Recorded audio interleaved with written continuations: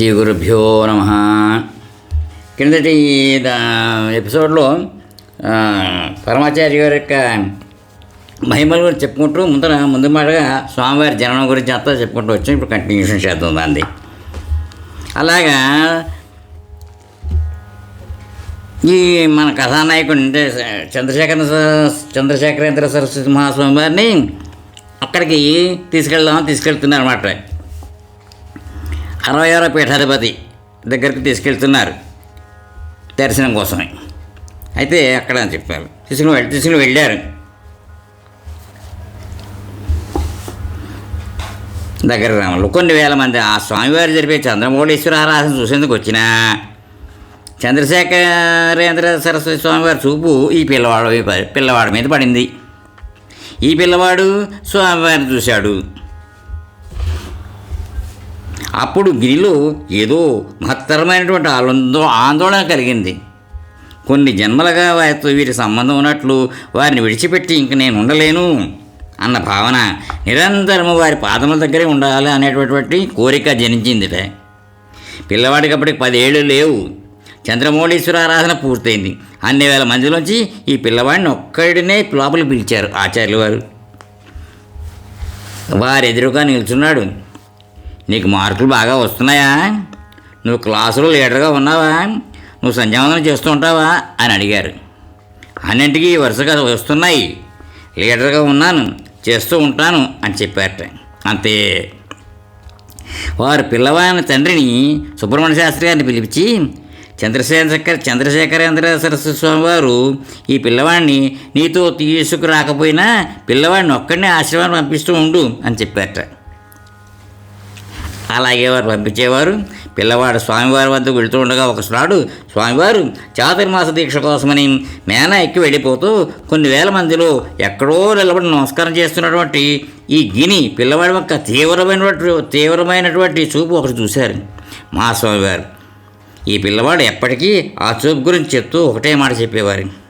చంద్రశేఖరేంద్ర సరస్వతి స్వామివారు 66వ పీఠాధిపత్యం వహించిన స్వామివారు ఎంతటి మహాపురుషుడు. కానీ ఎందుకను ఈ జన్మలో నాకు వారు ఉపాధిలో ఉండి కదలాడుతుండగా వారి దర్శనం చేసుకోలేకపోయాను. కానీ ఎందరో వారి దర్శనం చేసి ఆనందము అనుభవించారు. లక్ష్మీకాంతం గారికి మహాదేవేంద్ర సరస్వతి అని పేరు ఇచ్చి 67వ పీఠాధిపతిగా చేశారు ఆయనే. ఈ లక్ష్మీకాంతం గారి గిని అన్న పిల్లవానికి పెద్దమ్మగారి అబ్బాయి. లక్ష్మీకాంతం వేదాధ్యయనం చేసి ఎప్పుడు పీఠానికి సేవలు చేస్తూ ఉండేవారు.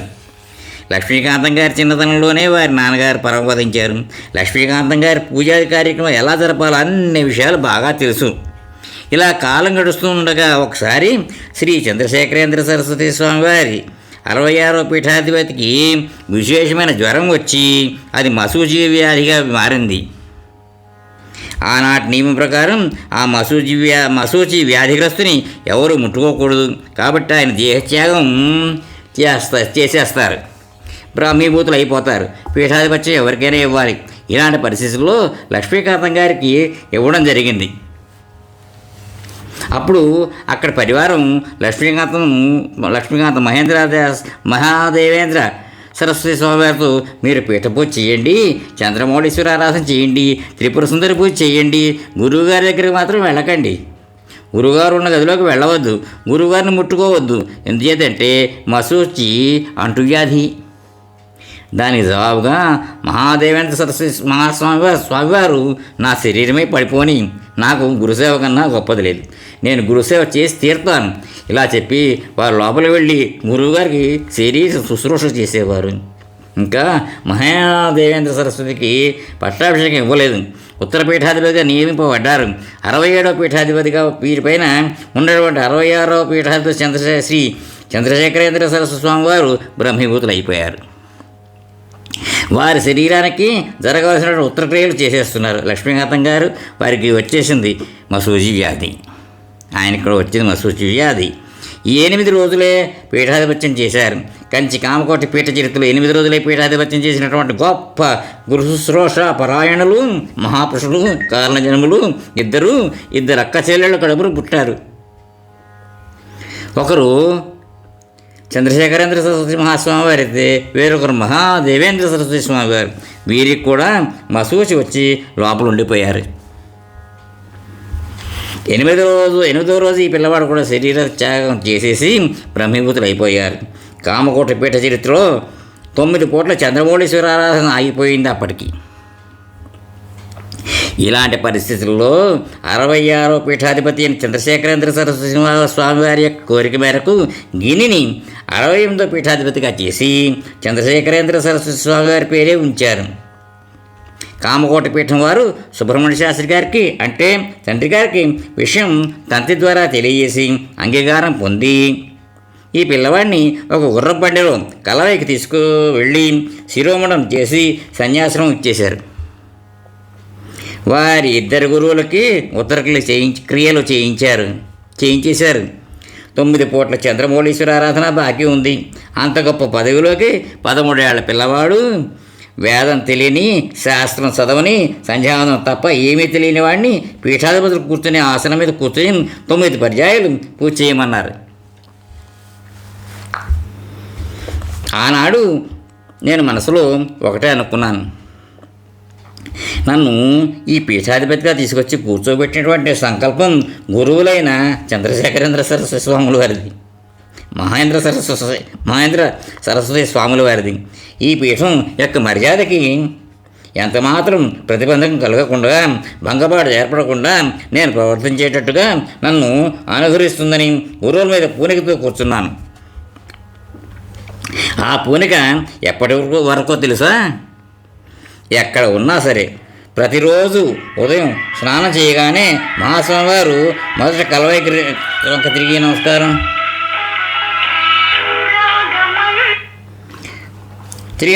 చేసేవారు. మహాస్వామి వారి కలవై వంక తిరిగి ప్రతిరోజు ఉదయం స్నానం చేయగానే మహాస్వామి వారు మొదట కలవై వంక తిరిగి నమస్కారం చేసేవారు. మహాస్వామి వారి తపశక్తి ఎంతటిదో చెప్పడానికి ఈ ఉదాహరణ చెప్తారు. మహాస్వామి వారు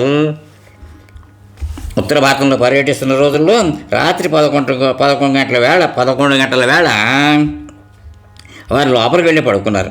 చంద్రమౌళీశ్వర శాస్త్రి గారి బయట అరుగు మీద పడుకున్నారు. చంద్రమౌళీశ్వర శాస్త్రి గారి కళ్ళంబటి నీళ్లు పెట్టుకుని స్వామివారు విశ్రాంతి తీసుకుంటున్న గదివైపు తిరిగి బాధపడ్డారు. మహాస్వామివారు ఎక్కడైనా వెళితే ఆ ఊళ్ళో ఉన్న వాళ్ళందరూ లేచి నిలబడి నమస్కారాలు చేసి ఆయనకి సేవ చేయాలనుకుంటారే, నేను ఆయనతోనే తిరుగుతున్నానే, నేను ఆయనకి ఏం సేవ చేయగలుగుతాను అని బాధపడి పడుకున్నారు. కొంతసేపటికి తెలివి వచ్చి ఎవరో పక్కన తగిలినట్టు గమనించారు. అటు చూసి వారు మహాస్వామివారే తన పక్కన పడుకుని ఉన్నారు. ఉలిక్కి వెళ్ళి లేచి నమస్కారం పెట్టి, స్వామి ఏమిటి మీరు ఇలా వచ్చి ఇలా పడుకున్నారు అని అంటే వారు విసురుగారితో కాసేపు విసురు అన్నారు. ఇంతకన్నా భాగ్యమా లేచి నిలబడి విసురుతూ ఉన్నారు స్వామివారికి. శాస్త్రి బ్యాంక్ పెట్టుకోకోయ్, అందరు చేసిన సేవ కన్నా నువ్వు నాకు ఎక్కువ సేవ చేస్తున్నావు సరేనా అని సేవ చేయించుకుని విసిరించుకుని పడుకున్నారు. ఈ విధంగా తన మనస్సులో బాధపడుతున్న సేవకుని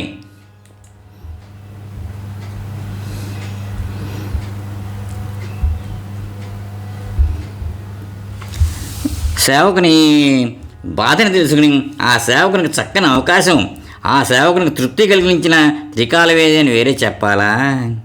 అంత నియమనిష్టలు పాటించారు, అంత స్థాయికి వెళ్ళారు. మహాస్వామి వారితో శ్రీ నీలంరాజు వెంకటశేషయ్య గారి ప్రథమ సందర్శనం. శ్రీ నీలంరాజు వెంకటశేషయ్య గారు తన భార్యతో ఒకనాడు మనం గురువును ఆశ్రయించవలసిన రోజు వస్తే అప్రయత్నంగానే అలాంటి గురువు లభిస్తాడులే అని ఆమెను సమాధానపరిచారట. ఒక వైకుంఠ ఏకాదశి నాడు తన సోదరుని ఆహ్వానంతో సతీ సమేతంగా అందరూ కంచికి వెళ్ళి వరదరాజును సేవించుకోవడం జరిగింది.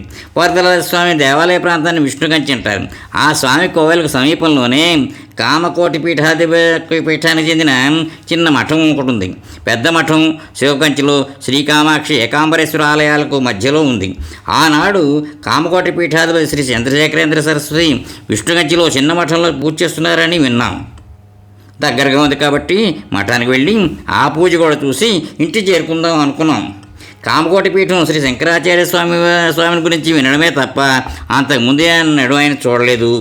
మద్రాసు నుంచి వెలువడే ఆంగ్ల హిందూ పత్రికలు అప్పుడప్పుడు ఆ స్వామి ఉపన్యాసాలు కొన్ని చదివాను అని నన్ను ఆకర్షించాయి. అవి అందరూ స్వాములు చేసే ప్రసంగాల్లో లేవు. వేదాంత పరిభాషలో ఏవో కొన్ని పడికట్టురాళ్ళు వేసినట్టుగా కాక అతి గహనమైన ఆధ్యాత్మిక విషయాలను మామూలు మాటల్లో సహజంగా సహేతుకంగా వివరిస్తూ ఆధునికులను విద్యాధికులను ఆకట్టుకునేటట్లు కనిపించాయి. ఈ విలక్షణత నా మనసులో మెదురుతూ ఉండడం బట్టి అలా సంభాషించిన ఆ స్వామిని ఒక్కసారి చూద్దామనే కోరిక కలిగింది. మేము మఠానికి వెళ్ళేసరికి పూజ దాదాపు సగం అయ్యింది. వేదిక మీద జ్యోతులు వెలుగుతూ ఉన్నాయి. మఠం పరిచారకులు తెచ్చి అందజేస్తున్న ధూపదీప నైవేద్యాలను శ్రీ త్రిపుర సుందరి చంద్రమౌళీశ్వరులు స్వామివారు పరమభక్తితో సభక్తంగా సమర్పిస్తూ ఉన్నారు. మంగళవాద్యాలు మోగుతున్నవి, వేదపట్నం సాగుతున్నది, ఘంటనాదం వినిపిస్తున్నది. ప్రేక్షకులు నిశ్శబ్దంగా వేదిక మీద జరుగుతున్న పూజా కలాపంలో ప్రతి చిన్న విషయాన్ని భక్తి శ్రద్ధలతో తిలకిస్తూ హారతులు ఇస్తున్నప్పుడు హరహర శివశివ అటు చేతులెత్తి నమస్కారాలు చేస్తున్నారు. పూజా మందిరం అంతా జగన్మాతృ స్వరూపంగా కానవచ్చింది. భక్తులందరి దృష్టి వేదిక పైన ఉన్న ఒకే ఒక వ్యక్తి మీద కేంద్రీకృతమై ఉంది. ఆయనే కామకోటి పీఠాధిపతి శ్రీ చంద్రశేఖరేంద్ర సరస్వతి.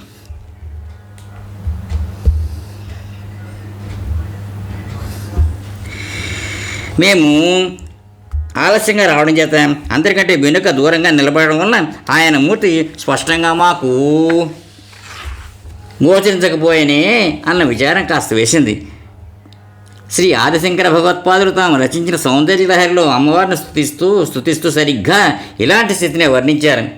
దృశాధ్రాగి యశాదరదాళిత నీలోత్పల రుచ ధనియాం సందీనం స్వప్న స్నపయ కృపయ మామపశివే అనే నాయాం ధన్యోభవతి నచతే హానిరియత వనేవ హార్మ్యేవ సమకర నిపాతో హేమకరాహ. జగదీశ్వరైన అంబికా సమక్షంలో శ్రీ శంకర్లు ఎడంగా దూరంగా నిలబడున్నట్ట. దూరమైతేనేమి ఎక్కడో దూరాన దీనంగా నిలిచి ఉన్న నన్ను అరవిడిచిన నీలోత్పలాల వంటి నీ సుదీర్ఘమైన నీ కడగంటి చూపులతో స్నానం చేయించు తల్లి. అన్నిటిపైన చంద్రుడు తన చల్లని కిరణాలతో అతి వర్షం కురిపిస్తాడు కదా అంటారు ఆదిశంకర్లు. ఇక్కడితో ఆపుదాం. మళ్ళీ తర్వాత నెక్స్ట్ ఎపిసోడ్లో మిగిలిన చదువుకుందాం. స్వస్తి. మోహనవాణి తెలుగు పాడ్కాస్ట్ వింటున్న శ్రోతలందరికీ హృదయపూర్వక ధన్యవాదాలు. ఏమండోయ్, ఇప్పటివరకు మన ఛానల్కి సబ్స్క్రైబ్ చేసుకోకపోతే ఈ క్షణమే వెంటనే సబ్స్క్రైబ్ చేసుకుని ఆ పక్క నుండి బెల్ బటన్ని మ్రోగించండి. అప్పుడు నేను చేసే అప్డేట్స్ అన్నీ మీ ముందు ప్రత్యక్షమవుతాయి.